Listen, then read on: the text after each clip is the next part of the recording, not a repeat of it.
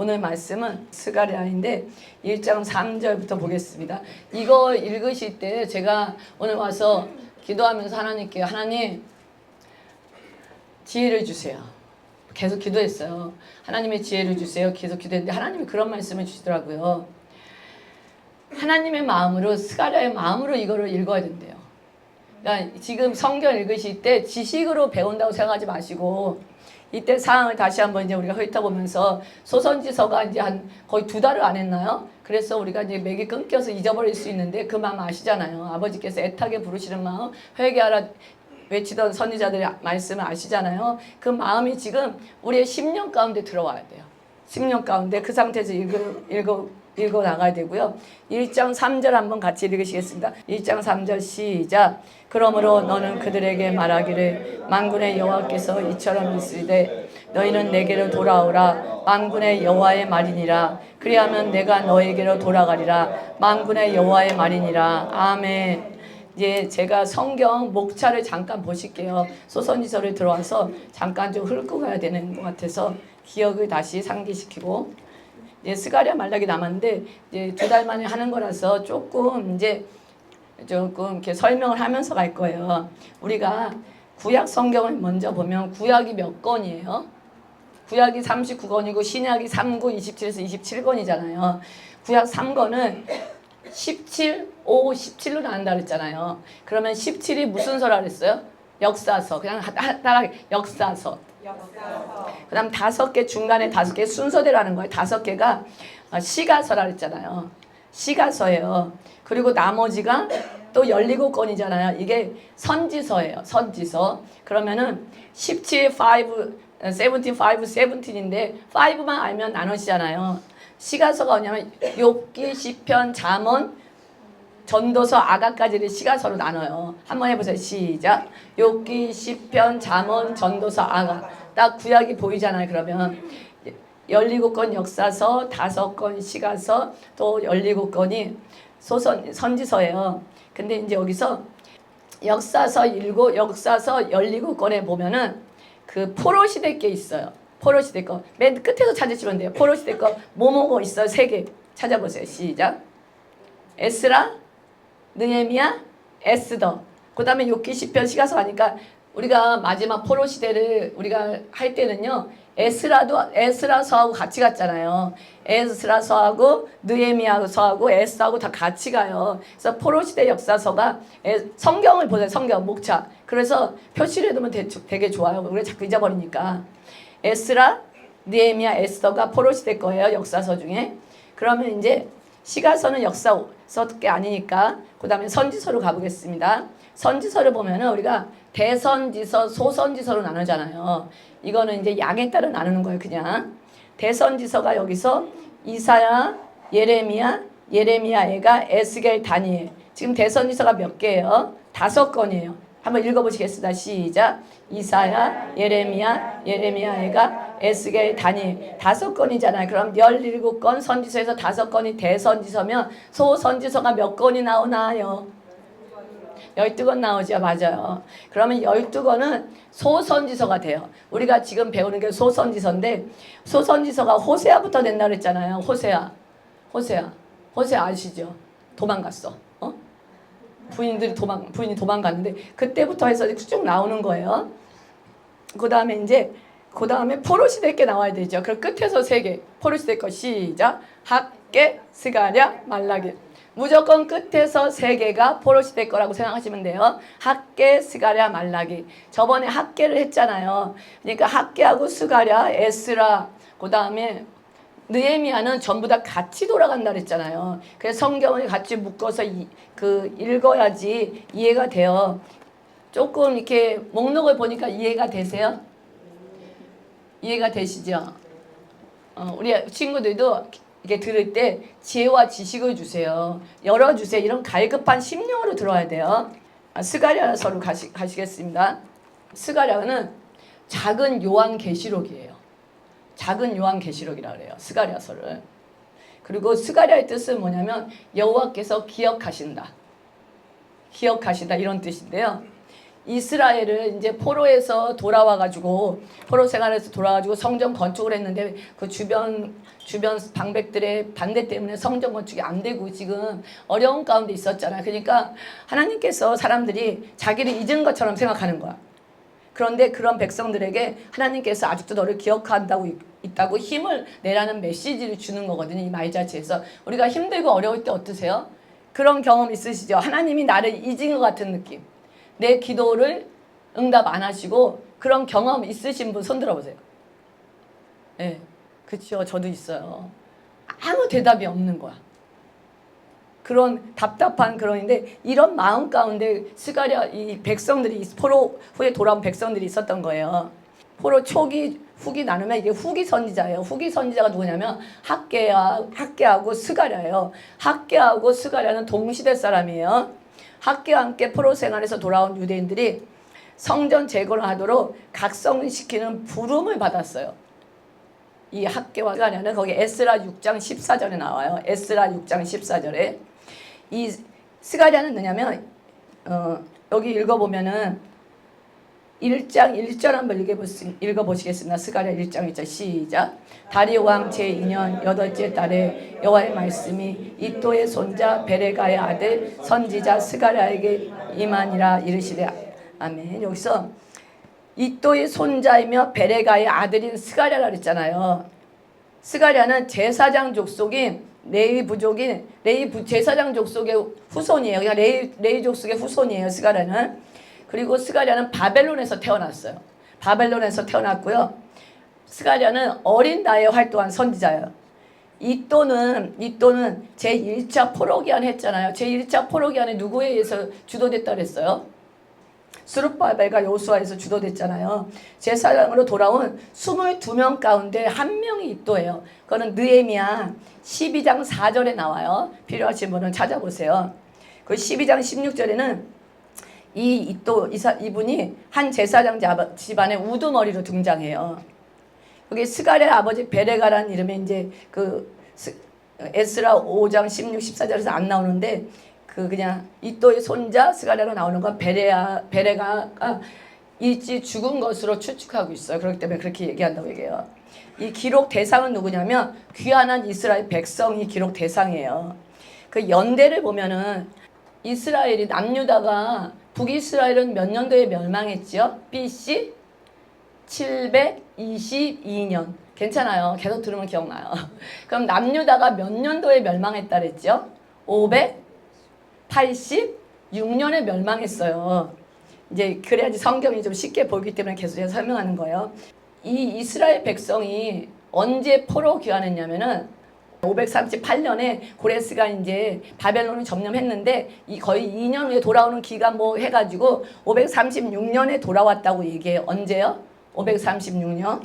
그러면서 이제 이렇게 연대를 얘기해요. 스가랴 1장부터 8장은 그 앞부분에서 본 환상은요. 청년 때 경험한 거라고 이제 대충 흩어지고 또 자세히 갈 거니까 염려 마세요.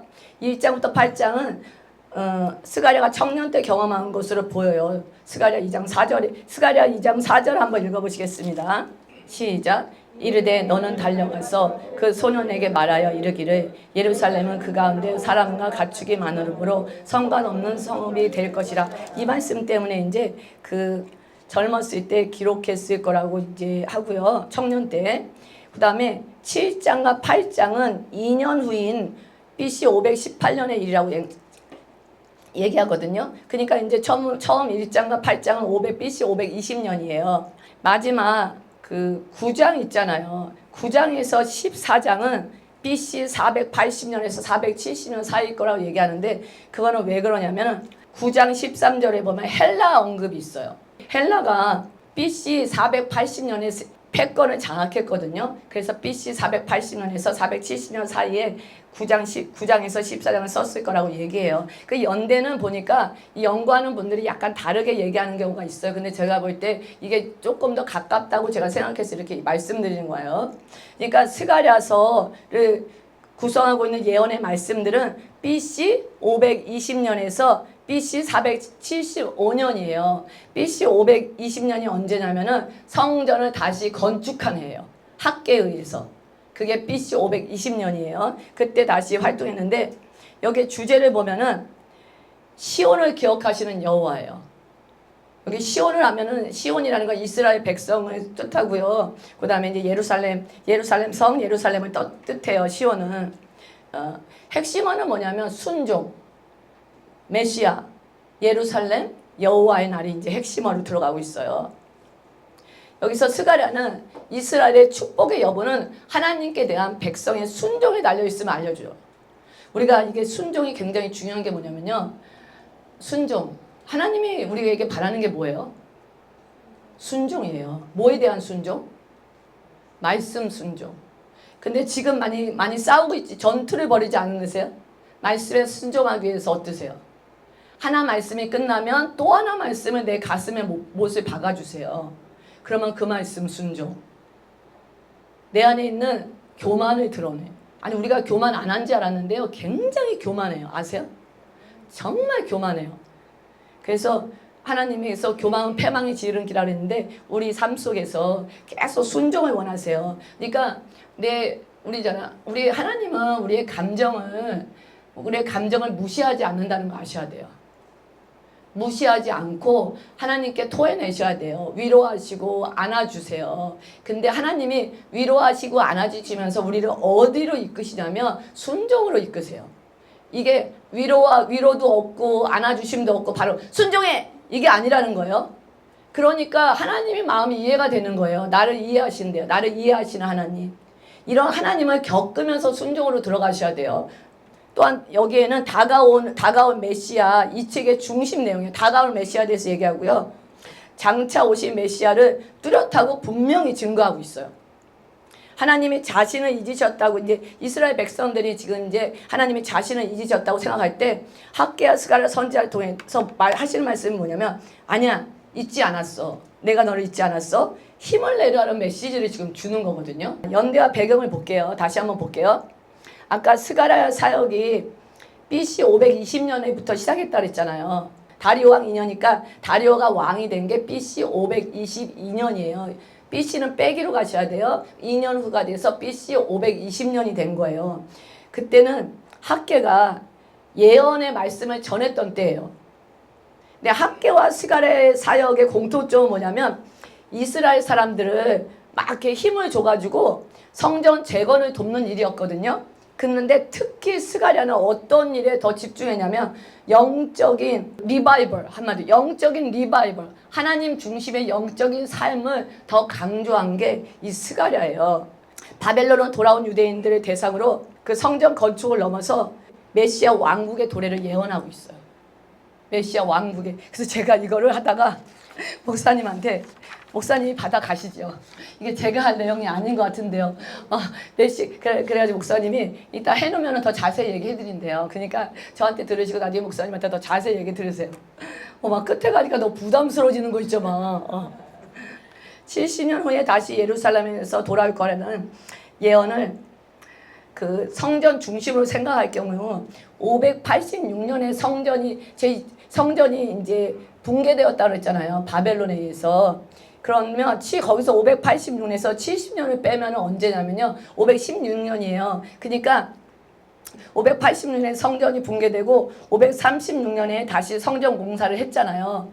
근데 스탑됐어요. 그래가지고 다시 520년까지 중단돼 있다가 516년에 성전이 완성됐어요. 그러니까 돌아와서도 한참 있다 성전이 완성된 거였잖아요. 그러니까 586년에서 516년을 빼면 70년이에요. 그러니까 왜냐하면 이스라엘의 중심은 성전이었잖아요. 그래서 우리가 1차 바벨론 포로 때 계산한 분도 있는데 이게 성전 중심으로 할 때는 이런 식으로 해서 70년을 계산해요. 페르시아에서 안전하게 살고 메데 바사죠. 페르시아에서 안전하게 살고 있던 사람들은 희망을 가지고 돌아온 유대인들 예루살렘이 황폐된 것을 생각을 했겠지만 이렇게 생각을 못했던 거예요. 이 정도로 당연하잖아요. 이 정도로 황폐한 걸 생각 못했어요. 그러니까 쓸모있는 것은 거의 남아있지 않고 성벽은 무너지고 그 다음에 근처에 사마리아, 에돔 족속, 애굽 족속이 마음대로 성내를 왕대하면서 주도권을 잡았어요. 그러니까 정치적, 경제적 주도권을 잡았어요. 그럼 저번에 얘기했잖아요. 자기네가 정치적, 경제적 주도권을 잡고 있는데 이렇게 와서 다시 포로 귀환에서 온 사람들의 주도권을 주고 싶을까요? 안 주고 싶을까요? 안 주고 싶잖아요. 그러니까 계속 같이 성전을 짓고 같이 주도권을 행사하겠다는 거예요. 그런데 이스라엘 백성들은 이방인들이 같이 성전을 짓는 건 절대 있을 수 없는 일이잖아요. 자기는 성민들이기 때문에요. 그러면서 이제 중단되는 일이 생겼잖아요. 이제 그러면서 중단되고 농사가 황폐스가 농사도 잘 안 되잖아요. 가져온 돈도 다 떨어졌어. 근근히 생계를 유지하면서 이제 당장 우리가 먹고 사는 일이 중요할 거 아니에요. 가족들이 왔으니까 먹고 사는 일이 중요하니까 또 이제 집을 마련하고 먹고 살아야 되니까 새 성전 건축과 예루살렘 성벽 방어벽을 쌓는 것은 잊어져 버린 거예요. 우리도 이제 그런 거 겪으셨죠. 지금 이제 다 겪고 여기 오신 분이라서 또 신앙을 초월하시고 여기 와서 또 새롭게 된 분이라서 이제 이 말에 대해서 이제 오버컴 하셨지만 우리가 사실 당장 먹고 살 게 없어. 렌트비가 없어. 또 가정이 깨져가. 자식이 아파. 이런 큰일이 생길 때 뭐가 보이세요? 다시 문제가 보이세요? 뭐 영적인 뭐 이게 보이세요? 내가 다른 사람한테 자존심이 완전히 짓밟혔어. 내가 하던 일이 완전히 무시당했어. 근데 인간은 진짜 웃겨요. 우리가 이제 여기서 마지막 때 지금 찬양 주 예수여 어서 오시오 막 그러고 가. 근데 내일 딱 되는데 이런 일이 생겼어. 다 잊어버려. 다 잊어버리고 내일 주 예수여 어서 오시오 잠깐만 기다리세요. 오시는 거 좀 멈추시고 내일 좀 보겠습니다. 그리고 내일 보기 시작하는 거예요. 문제가 조금 이제 해결 안 되면 이제 그때 찾아. 내 입으로 해결 안 되면 그때서야 또 자꾸 이게 사실 반복이잖아요. 우리가 반복하면서 영적인 성장을 하고 있어요. 사실 그래서 반복하면서 영적을 성장하니까 너무 낙심하지 마세요. 하나님 우리의 연약함을 아세요. 근데 이제 가능하면 이제 반복하지 않도록 하셔야 돼 이제. 올라오는 게 힘들어. 내려가는 건 순식간이에요.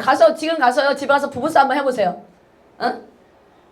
은혜 다 떨어져. 그렇잖아. 순식간이야. 오르려면 밤새 기도해야 돼요. 그래야지 올라갈까 말까예요. 그러니까 이제 그래서 조심해야 돼요.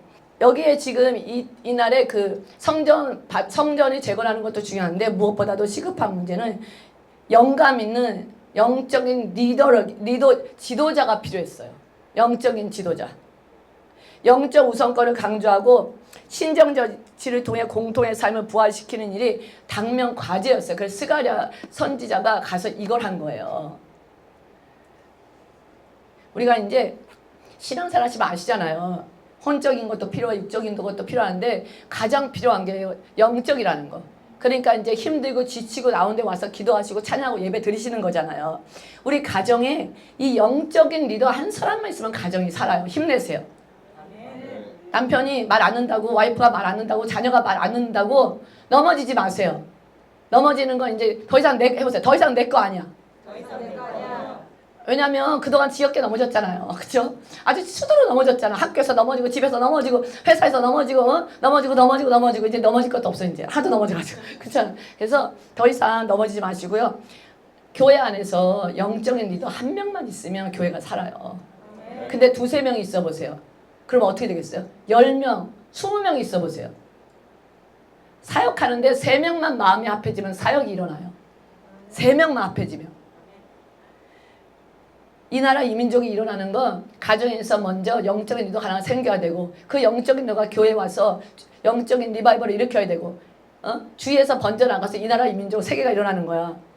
우리 이제 아들이 그 영상을 보냈더라고요. 영상을 보냈는데 갔잖아요. 어디지 얘기 안 하게 갔는데 그러니까 그 간 이유 중에 하나가 그 전도했던 사람이 청년이 자꾸 믿음이 떨어지니까 갈급함으로 또 그 이유 중에 하나예요. 다는 아니야. 갔는데 이렇게 모르고 한 거야. 그 집에 가서 노크를 한 거예요. 전혀 예상을 못했던 거야. 그러니까 노크를 하는데 문을 여는데 얘가 있으니까 너무 감격을 해서 막 얘가 막 어떻게 할지 모르는 거야. 둘이 껴안고 허가는 맛을 찍어 보내줬는데 야 그래 어쨌든 갈 수 있어서 감사하지만 야 저것도 하나님의 마음이구나. 그 먼 곳에서 찾아온 저 한 사람을 보고 다시 한번 리바이벌이 일어나겠구나 그런 마음이 들더라고요. 우리가 가정에서 이렇게 끊임없이 기도하는 부모, 저는 자녀보다 중요한 게 부모라고 생각해요. 성경적 세계관 우리 애들 하는데 더 중요한 게 우리예요. 성경적 세계관 아무리 해도 집에 가서 엄마가 지지고 볶고 봐요. 눈에 본 대로 해요. 배운 대로 해요.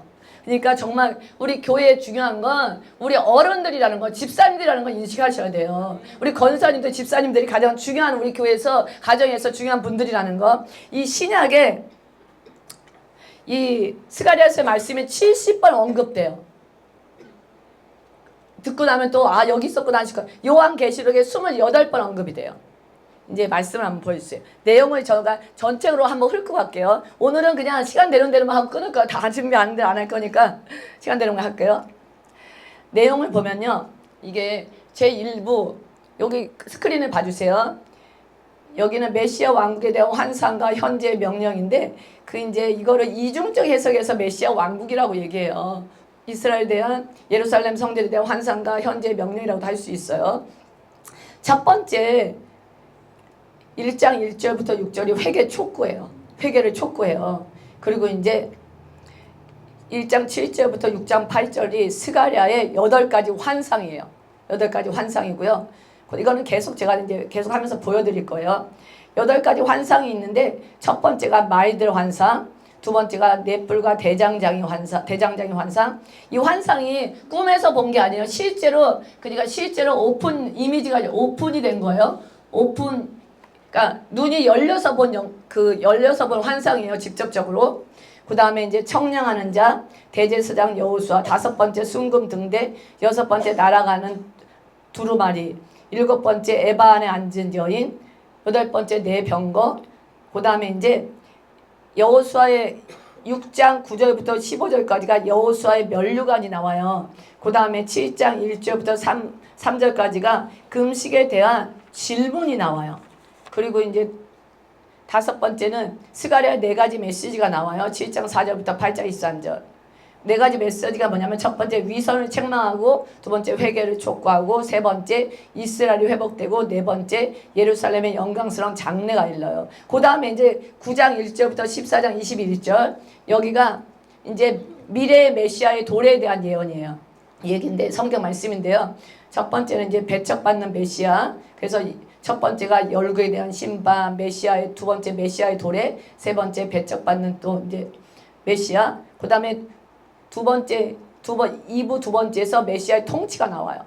그래서 첫 번째 이스라엘 구원 12장 1절부터 13장 9절. 그 다음에 두 번째는 이제 메시아의 통치 14장 1절부터 21절. 그래서 사실 이게 구약의 요한계시록이라고 했잖아요. 그래서 좀 일단은 쉽지 않은 성경인데 제가 이제 할 수 있는 데까지 하고 목사님이 바톤 터치 하신다 그랬으니까 제가 가벼운 마음으로 하겠습니다. 네. 1장 1절을 볼게요. 1장 1절.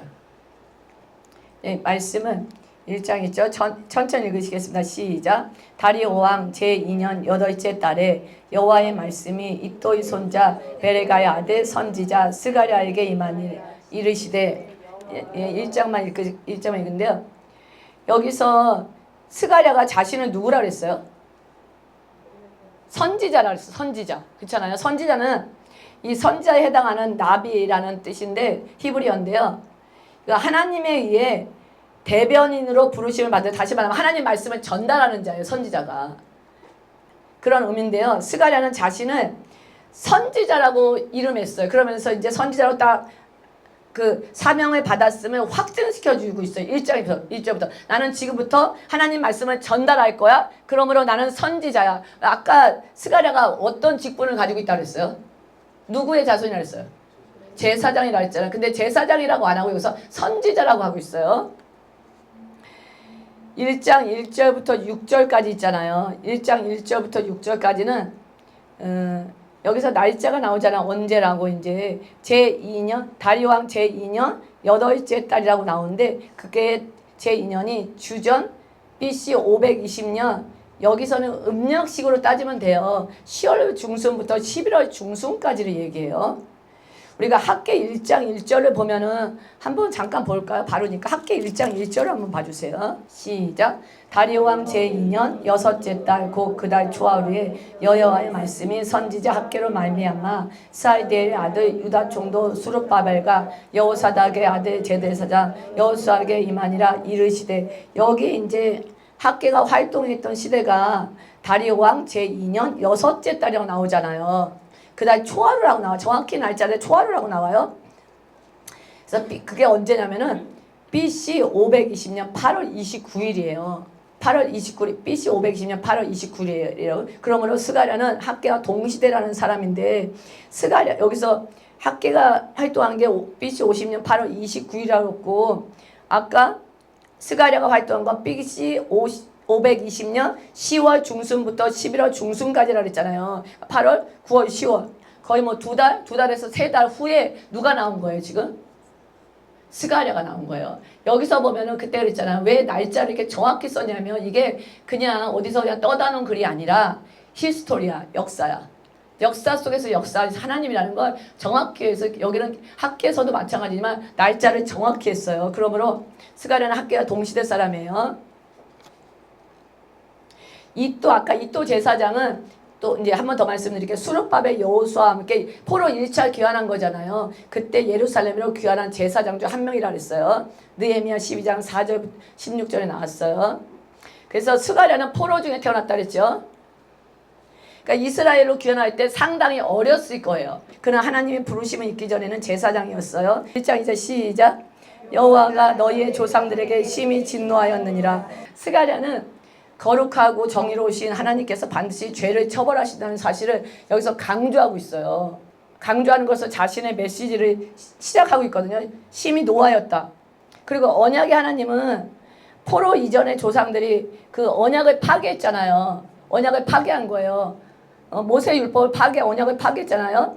파괴한 거에 대해서 보응하신 거예요. 보응하신 거예요. 포로 거기서 태어난 백성이지만 이제 보응했다는 걸 정확히 말씀하시는 거예요. 포로 생활이 죄에 대한 하나님의 분노의 직접적인 결과임을 다시 한번 강조함으로써 백성을 경각심을 촉구하는 거예요. 다시 한번 너네가 왜 거기 갔었냐? 하나님께 순종하지 않는 거기에 대한 벌이었어 하면서 다시 한번 이제 촉각하는 거예요.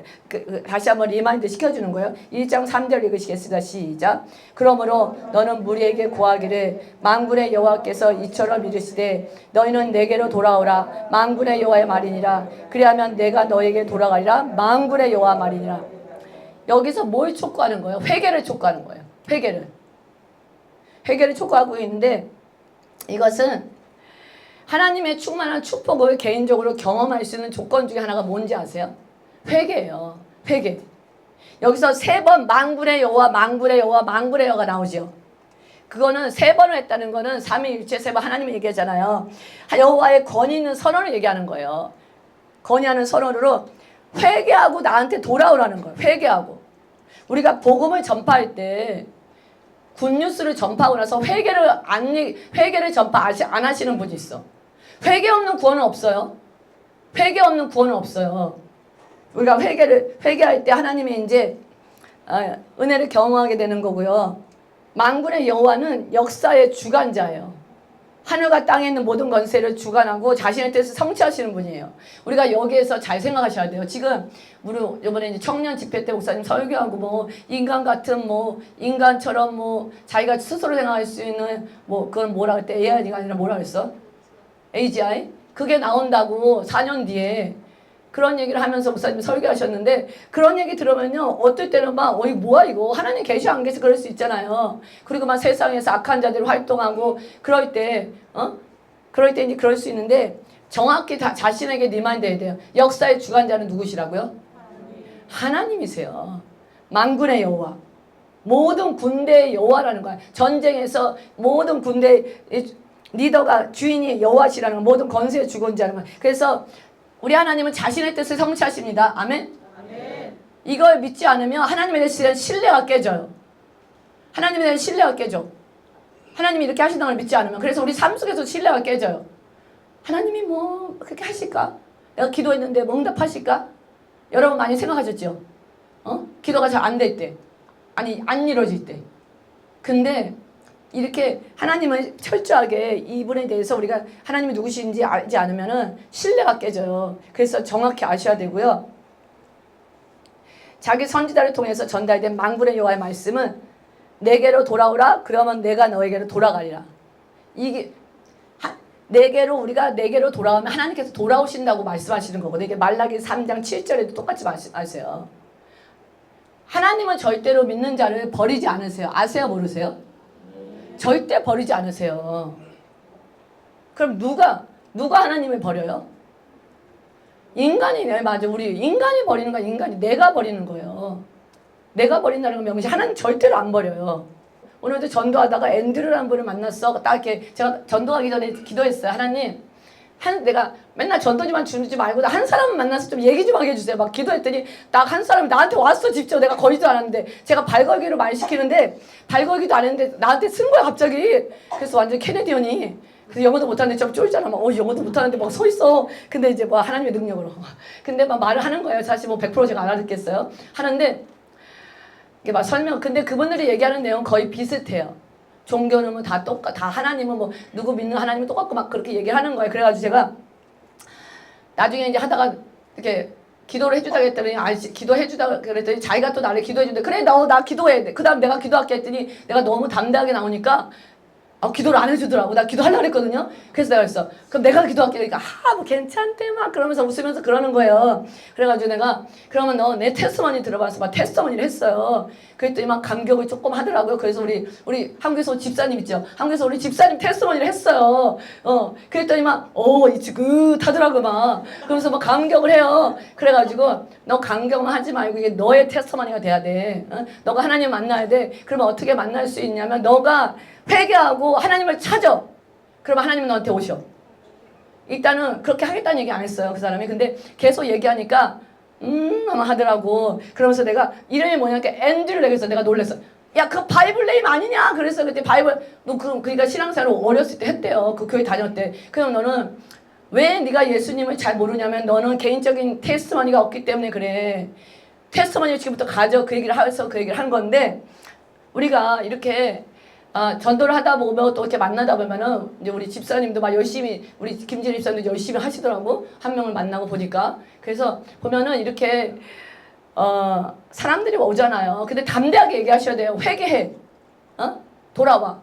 이런 복음에 대해서 키포인트 있잖아요. 영어 못해도 성령님이 하시면 다 알아듣더라고. 그러면서 나한테 영어 잘한다 그러더라고. 네, 그래서 제가 좀 힘을 얻었어요. 그래서 사람들이 회개하고 여호와께 돌아오면 여호와께서는 저주 대신 축복을 가져다 주십니다. 아멘? 축복을 주세요. 우리에게 하나님이 우리가 가는 길에 어려움과 고난이 있을 수 있는데 믿으셔야 돼. 뭘 준다고요? 축복을 줘요. 마지막 시대에 어려움과 고난 겪지만 축복 준다고 믿어야지. 만약에 있잖아. 마지막 때니까 맨날 나는 고난만 당할까 막 이렇게 막 찌그러져 있으면은 신앙생활에 힘이 없어. 그럴 때 그러더라도 우리가 마지막 고난은 당해요. 당할 때 당하더라도 그 속에서 임하는 축복이 있어요, 없어요? 그래야 살지요. 고난 가운데 축복이 있어야 살지. 그냥 그거 하나님의 은혜가 넘쳐야지 고난을 넘어갈 수 있는 거예요. 같이 온다는 거 믿으셔야 돼요. 1장 4절 읽으시겠습니다. 시작. 너희 조상들을 본받지 말라. 옛적 선지자들이 그들에게 외쳐 이르되 만군의 여호와께서 이같이 말씀하시기를 너희가 악한 길에서 악한 행위를 떠나서 돌아오라 하셨다 하나 그들이 듣지 아니하고 내게 귀를 기울이지 아니하였느니라. 여호와의 말이니라. 아멘. 이건 뭐냐면 다시 한번 하시는 거야. 너희 조상들의 길로 가지 말고 이제는 돌아와라요. 우리가 선지서에서 끝까지 들은 게 뭐라요? 제발 뭐해? 포로로 끌려가기 전에 하나님이 계속 외친 게 뭐예요? 제발 돌아와. 돌아와. 돌아와. 우리에게 지금 하나님 뭐라고 얘기했어요? 우리에게는 내가 볼 때는 말씀에 순종해라. 내가 복 줄게. 저한테 하시는 말씀 순종해라. 순종하면 내가 다 줄게. 근데 희한해. 내 안에 있는 죄가 겉사람이요. 하나씩은 남겨둘라 그래. 희한해. 남겨둘라 그래. 하나씩은 남겨둘라 그래. 그래서 우리가 진짜 이렇게 완전히 돌아올 때 하나님이 주시는 어마어마한 희락의 영광, 하나님이 주시는 각 개인에게 필요한 능력을 주세요. 파워풀하게. 제가 여기서 우리 집사님들 보면서 순종하고 오시고 있잖아요. 어려운 가운데 애쓰는 모습 보여요. 순종하면 오시는데 제가 볼 때 달라졌어. 기도할 때 파워들이 달라요. 남을 위해서 기도해 줄 때 이제는 벌써 우리가 보세요. 겉모습을 보면 달라요. 예전에 6개월 전에 겉모습하고 지금의 겉모습이 달라진다는 거예요. 영적인 파워가 있는 사람은 달라요. 그러면 이렇게 달라진다는 거죠. 조상의 길로 가지 말고 이제는 돌아오라고 그래요. 1장 5절 읽으시겠습니다. 너희 조상들이 어디 있느냐? 또 선지자들이 영원히 살겠느냐? 내가 나의 종 선지자들에게 명령한 내 말과 내 법도들이 어찌 너희 조상들에게 임하지 아니하였느냐? 그러므로 그들이 돌이켜 이르기를 만군의 여호와께서 우리 기대로 우리 행위대로 우리에게 행하시려고 뜻하신 것을 우리에게 행하셨다 하였느니라. 조상들이 죽고 없어졌지만 그들을 통해 선지자들이 경고했잖아요. 경고한 것들이 이루어졌다는 거예요. 어떤 게 이루어졌어요? 경고한 게? 포로로 끌려간다고 경고했잖아요. 죽는다고 다. 너희 아들, 딸들이 죽고 포로로 끌려가고 황폐해진다고 성이 무너진다고 경고했잖아요. 순종하지 않으면. 그러니까 두 개를 왔어요. 돌아와 계속 애처롭게 하다가 안 돌아오면 이런 일이 있을 거라고 계속 얘기했는데 그렇지 않기 때문에 너네 조상들이 그렇게 안 했기 때문에 그런 일이 일어난 거야 얘기하는 거예요. 지도자들과 백성들이 돌이키지 않자 그 결과 심판이 이루어진 거예요. 이제 우리 하나님은 지금 굉장히 외치고 있어요. 우리 전도자를 통해서, 선교사님을 통해서, 또 우리를 통해서, 또 우리 청년들 그 한 명, 두 명 오기 새로운 전도하기 위해서 그렇게 연습해가지고 했잖아요. 그 한 명을 부르기 위해서 몸부림치고 있어요. 몸부림치고 있어. 뭐라고? 왜 몸부림쳐요 우리가? 하나님이 우리 통해서 하시는 거야. 왜? 해보세요. 돌아와라. 그렇지 않으면 뭐가 임하는 거예요? 심판이 임한다는 거예요. 하나님의 사자들이 이미 죽고 없다고 할지라도 하나님의 말씀은 살아있기 때문에 그대로 되는 거예요. 이사야, 예레미야 죽고 없잖아요. 그렇지만 하나님의 말씀이 주의 종들 선지자를 통해서 선포됐잖아요. 그 말씀은 살아서 그대로 된다는 거예요. 우리가 주의 복음을 누구에 선포했을 때 우리는 그때는 당장은 깨닫지 못하는 것 같은데 성령 하나님께서 기억나게 하는 순간들이 있어요. 그들이 기억하는 순간들이 있다는 거예요. 전도지를 받았을 때 읽는 순간에 성령님이 터치하는 순간이 있고 지금은 열매가 없는 것 같은데 하나님이 하신다는 거예요. 여러분이 계속 기도하시고 있으시면요. 그 다음 여기까지는 회개하라는 선포잖아요. 이제 환상이 시작돼요. 1장 7절부터 6장 8절. 첫 번째가 마이들의 환상이에요. 1장 7절부터 1장 7절부터 17절까지가 마이들의 환상인데 이게 첫 번째 환상의 메시지는 하나님께서 포로기 이후에 이스라엘 백성들을 도우셔서 성전과 도시를 재건하신다는 약속을 하시는 환상이에요. 이거는 70년간의 심판을 거두시고 다시 주님은 다시 자비를 베푸실 거라는 거를 첫 번째 환상에서 이렇게 얘기하고 계세요. 1장 7절 보겠습니다. 시작. 다리오 왕 제2년 11째 달 곧 스바월 24일에 이또의 손자 베레가의 아들 선지자 스가랴에게 아멘. 이거 제가 잘못했어. 첫 번째 환상이 지금 화석류 나무에게 선 사람인데 제가 말들이라고 했는데 다음에 고쳐올게요. 7절을 보면은 다리오 왕 제2년 11째 달 곧 스바월 24일이라고 돼 있잖아요. 근데 언제냐면 이게 주전 BC 519년 2월 15일에 해당해요. BC 519년 2월 15일. 여기가 회개의 촉구가 있은지 약 석 달이 회개의 촉구가 있은지 약 석 달이 지난 후예요. 지난 때였고 학계 1장 15절 보면 나와요. 성전 재건의 초석을 놓을 때는 이로부터 정확히 5달 전이었어요. 5달 전이어서 하나님이 어쨌든 순종하면서 성전에 이제 재건 초석을 넣었잖아요. 그래서 하나님이 굉장히 기뻐하셨다는 거 이때. 그때 여호와의 말씀이 임한 거예요. 1장 8절 가시겠습니다. 시작. 내가 밤에 보니 한 사람이 붉은 말을 타고 골짜기 속 화석나무 사이에 섰고 그 뒤에는 붉은 말, 자주빛 말과 백마가 있기로. 예, 이거 여호와의 천사가 붉은 말을 타고 있어요. 화석류 나무 사이에서. 그 뒤에 여호와의 사자가 거느린 천사들의 무리가 있는 것이에요. 여호와의 사자가 거느린 천사들의 무리는 뭐냐면은 붉은 말과 자주빛 말과 백마를 여기서 사람이 타고 있다고 보셔야 돼요. 타고 있는 그걸 본 거예요. 천사들이 거느린 천사들의 무리예요. 1장 9절 보시겠으면 시작. 내가 말하되 내 주여 이들이 무엇이니까 내게 말하는 천사가 내게 이르되 이들이 무엇인지 내가 내게 보이리라니. 여기서 좀 구분하셔야 되실 거는 내게 말하는 천사가 하고 그다음 1장 10절 읽겠습니다. 시작. 화석나무 사이에 선 자가 대답하여 이르되 이는 여호와께서 땅을 두루 다니라고 보내신 자들이니라. 여기에서 화석나무 사이에 선 천사가 다르다는 거 아셔야 돼요. 다른 천사를 얘기하는 거예요. 이 화석류 나무는 뭐냐면 높이가 2m까지 자라는 상록수예요. 잎이 푸른 거를 상록수라 그래요. 잎이 많은 거. 겨울에도 푸른 빛을 잃지 않고요. 우리 초막절 날 초막을 지을 때 이 화석류 나무를 짓는데요. 그 나무는 뭐냐? 희망을 상징해요. 희망을 상징하는 그걸 상징하고요. 1장 11절 읽겠습니다. 시작. 그들이 화석류 사이에서 천사에게 말하되 우리가 땅에 두루 다녀보니 온 땅이 평안하고 조용하더이다 하더라.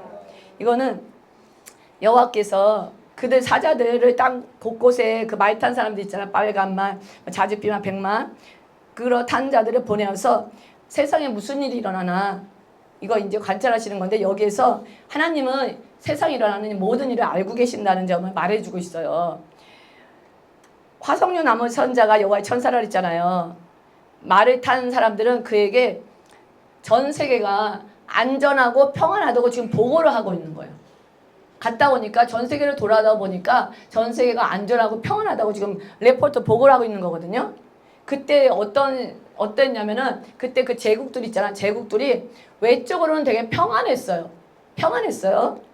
이 보고는 이 보고를 듣는 스가랴 또 이제 이스라엘 백성들에게는 굉장히 실망스러운 보고였어요. 왜 그러냐면 이제 만약에 시온에 대한 축복과 은혜가 임할 징조의 하나로 열방 중에 막 혼란이 있기를 기대했거든요. 뭐가 혼란이 그러니까 혼란이 있어야 지금 이거 뭐가 지금 일어나고 있까 했는데 너무 조용한 거예요. 그래서 사실 이게 스가랴나 이스라엘 백성인데 좋은 얘기는 아니었어요. 1장 12절 읽겠습니다. 시작. 여호와의 천사가 대답하여 이르되 만군의 여호와여 여호와께서 언제까지 예루살렘과 유다 성읍들을 불쌍히 여기지 아니하시려 하니까 이를 노하신 지 70년이 되었나이다. 여호와의 천사가 이제 지금 하나님께 불쌍히 여겨달라고 이스라엘 불쌍히 여겨주세요. 70년이 됐잖아요. 불쌍히 여겨달라고 지금 중보기도를 하는 거예요. 여호와 천사가요. 근데 이 모습에요. 우리 요한복음 17장에 보면은 예수님이 돌아가기 전에 예수님의 대제사장적 중보기도를 연상시키는 이 중보기도를 하고 있어요. 1장 11절 보시겠습니다. 시작. 여호와께서 내게 말하는 천사에게 선한 말씀 위로하는 말씀으로 대답하시더라. 여호와께서 이제 스가랴에게 말하는 천사에게 이제 위로의 말씀을 해주시는 거야. 뭐라고 하냐면 여기서 하나님께서 중보에 답하시면서 중보한 거를 들으신 거예요. 그래서 위로의 말씀을 전해주는 거예요. 1장 14절 읽으시겠습니다. 시작. 내게 말하는 천사가 내게 이르되 너는 외쳐 이르기를 만군의 여호와의 말씀에 내가 예루살렘을 위하여 시온을 위하여 크게 질투하여. 여기서 보면은 예루살렘을 위하여 시온을 위하여 크게 질투하는데요. 이 말씀을 설명해 드릴 건데요. 이 질투가 히브리어 카나예요. 카나인데 우리를 향하여 이스라엘 백성이 또 우리죠. 향하여 불같은 사랑을 하고 계신다는 뜻이에요. 여기서 질투를 우리 인간의 질투를 오해하시면 안 돼요. 인간의 질투는 어때요? 질투가 생기면 어때요? 죽이고 멸망시키고 질투하죠. 남이 많이 가졌어? 그러면 어떻게 해요? 도둑질하고.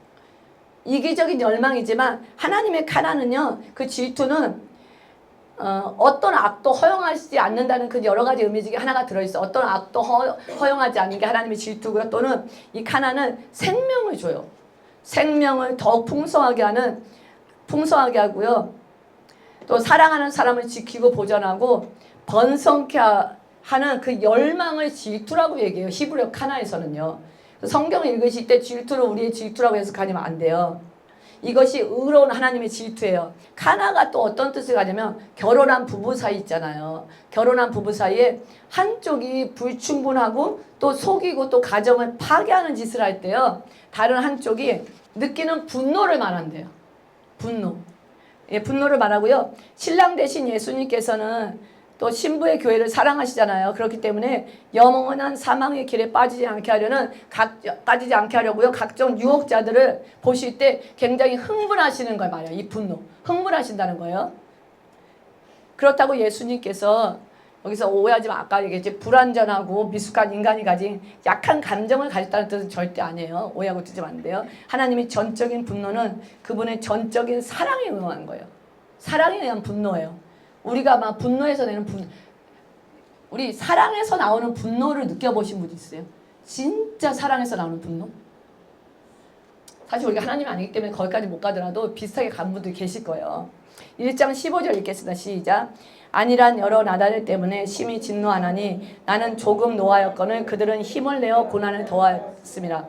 여기에서 이제 이스라엘 백성에게 첫 번째 환상, 화석류 나무에서 선자가 희망을 준다 그랬잖아요. 그리고 전체 희망을 준다 그랬는데 왜냐면 여기서 안일한 여러 나라들 때문에 심히 진노하신대요.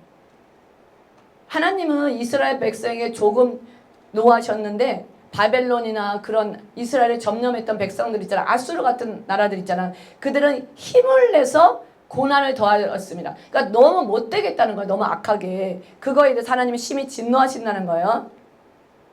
왜냐면 바벨론 사람들은 포로를 끌려갔을 때 바벨론에서 포로를 끌려갔잖아요. 자기 백성에게 내리신 판결을 하나님께서 내리신 판결을 집행한 임무를 받았어요. 사실 하나님 허락하시면 그렇게 일어났잖아요. 근데 그보다도 훨씬 심하게 행동했기 때문에 스스로 하나님의 진노를 불러일으키는 거예요. 조심하셔야 돼요. 조심하셔야 돼요. 우리를 통해서 때로는 이렇게 도구를 쓰실 때가 있어요. 그렇게 안 써야 되죠, 당연히. 근데 적당히 해야 돼요. 그래서 저가 보니까 이렇게 삶에 이렇게 하나님의 일에 바쁘고 전도에 바쁘고 성경 읽기에 바쁘고 막 하다 보니까 이 사소한 일에는 신경을 못 쓰게 되더라고요. 잊어버려, 중요한 거. 우리 머리는 한계자, 우리 머리는 한계자 잊어버리더라. 그러니까 선한 일을 많이 하면 이 악한 일을 잊어버려요. 그 과거의 상처, 남이 힘들게 했던 거 다 잊어버려요. 그리고 한가하니까 생각나는 거더라고. 그래서 막 내가 언제 그랬더라? 오늘도 너무 바쁘잖아요. 아침에 일어나서 설교 준비하고 전도 갔다 오고 또 준비하고 여기 오고 막 바쁘니까 그것밖에 생각 안 나잖아요. 그래서 우리가 이렇게 삶을 좀 지혜롭게 전환시키는 것도 중요한 것 같아요. 근데 이렇게 하나님이 혹시 도구로 쓰일 때라도 적당히 해야 된다는 거야. 막 하면 안 돼요. 고난받는, 여기서 뭐 하냐면 하나님께서 고난받는 이스라엘을 위로하시는 거예요. 위로하시고 있는 거거든요. 1장 16절 읽겠습니다. 시작. 그러므로 여호와가 이처럼 말하노라. 내가 불쌍히 여김으로 예루살렘에 돌아왔은즉 내 집이 그 가운데 건축되리니 예루살렘이 먹줄이 쳐지리라. 만군의 여호와의 말이니라. 아멘. 뭐가 쳐준대요? 먹줄이 쳐진대요. 이건 뭐냐면 예루살렘의 성전이 건축된다는 거예요. 하나님께서 희망의 메시지를 지금 이 첫 번째 환상에서 계속 하나님이 주시는 거거든요. 먹줄은 온 성읍을 새로 건축할 때 먹을 묻혀 줄을 치는 거예요. 그냥 줄에 먹을 묻혀서 이렇게 삐뚤어지지 않게 치는 거 있잖아요. 그렇게 치는 건데 성전을 건축한다는 거예요. 1장 17절 보겠습니다. 시작. 그가 다시 외쳐 이르기를 만군의 여호와의 말씀에 나의 성읍들이 넘치도록 다시 풍부할 것이라. 여호와가 다시 시온을 위하여 다시 예루살렘을 택하리라 하라 하니라. 하나님이 예루살렘을 택하고 버리지 않으셨어요. 아멘. 하나님은 절대 안 버려요. 택한 백성 명심하세요. 절대 안 버려요. 예루살렘의 회복과 번영을 예고함으로써 다가올 하나님 나라를 기다리도록 유도하는 거예요. 이제 예루살렘이 번영되면서 우리가 또 다가올 이중 예언이잖아. 다가올 우리 예루살렘은 이제 하나님 나라 기다려 유도하는데, 여기서 보면은요, 진짜 쇠퇴해서 지팔뼈 있던 이스라엘 중에 여호와의 사자가 임재했잖아요. 환상 중에 이스라엘을 위한 진지하고도 애정이 깃든 중보 기도가 있었어요. 미래에 대한 또 축복에 대한 하나님의 약속 등이 있었잖아요, 여기에. 그래서 첫 번째 환상은 전체 지금 환상이 8가지 환상이 있잖아요. 전체 환상의 제목에 해당되는 일반적인 주제를 다루고 있어요. 주제가 뭐예요? 일반적인 주제가 뭐예요? 회복. 다시 회복한다는 주제가 다루고 있고요. 나머지 환상들은 이 첫 번째 환상에 대한 세부적인 사항을 기록하고 있는 거예요. 이해가 되시죠? 이게 보시면 세부적인 사항을 기록하고 있는 거예요. 지금 20분이 1장 했는데 20분이 돼서 그만해야 될 것 같아요. 제가 2장까지 준비했는데 오늘 하루 종일 해야 될 것 같아요. 오늘은 여기서 제가 1장까지만 하겠습니다. 어떠세요? 희망이 없고 힘들어가는 죽을 것만 같은 내 삶 속에 하나님은 절대 하나님이 정말 저도 그런 경험했어요. 그렇게 기도해도 하루 기도한 게 아니에요. 10년을 기도해도 응답이 없었어요.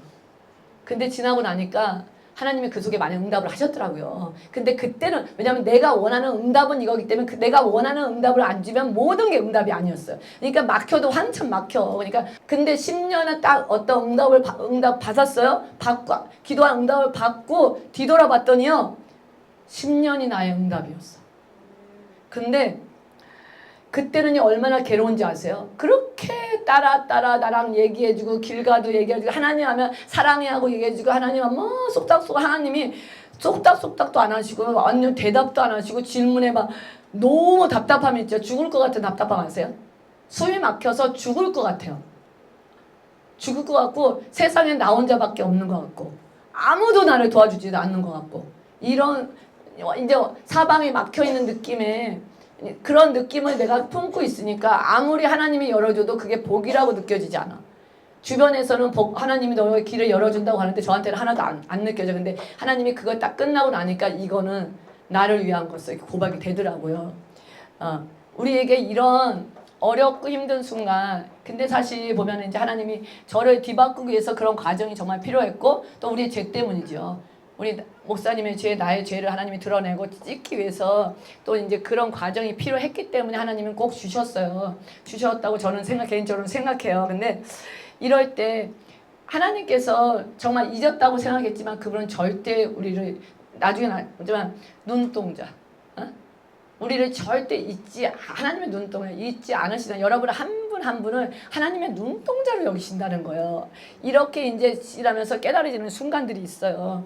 이렇게 눈동자로 여기시고 그분이 나를 애타게 찾고 하는 걸 할 때 여러분 어떠세요? 그 마음이 흘러가야 돼요. 여기서 내 안에서 멈추는 게 아니라 흘러가요. 어디로 흘러가요? 강팍한 내 남편한테 흘러가요. 이 사랑이 없으면 남편 사랑 못해요. 인간적으로. 강팍한 내 와이프한테 흘러가요. 나한테 흘러왔던 그 아버지 사랑이 느낄 때 흘러가는 거고 내 자녀한테 내 성도한테 그리고 주의 종들한테 흘러오는 거예요. 주의 종도 여러분한테 강팍하게 할 때가 모르게 있잖아요. 주의 그 종이 흐르는 거예요. 우리는 서로 쌍방으로 흘러가는 거예요. 사실.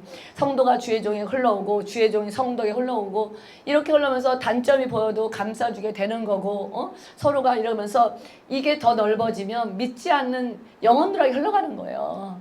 죽어가는 영혼들에게 흘러가는 게 아버지 사랑이. 예? 이 아버지 사랑이 흘러갈 때 우리의 강팍함이 없어져요. 우리의 사랑은 아무도 사랑할 수 없다는 거 아시죠? 우리의 사랑은요, 나한테 잘해주는 사람도 사랑할 수 없을 때가 있어요. 하나님의 사랑이 아니고는요, 아무도 사랑할 수 없어요. 이 아버지의 사랑. 70년 포로로 갔지만 그들을 보면서 안타까워하시고 다시 되돌려서 영적인 다시 영으로 리발버 시키고 내 백성으로 삼으시고 그날 메시아의 날을 다시 기다리는 그런 백성들을 만드시는 그 사랑이요 나와 여러분에게 강하게 넘치게 바라고 오늘 기도 시간에요 그 사랑으로 갔으면 좋겠어요.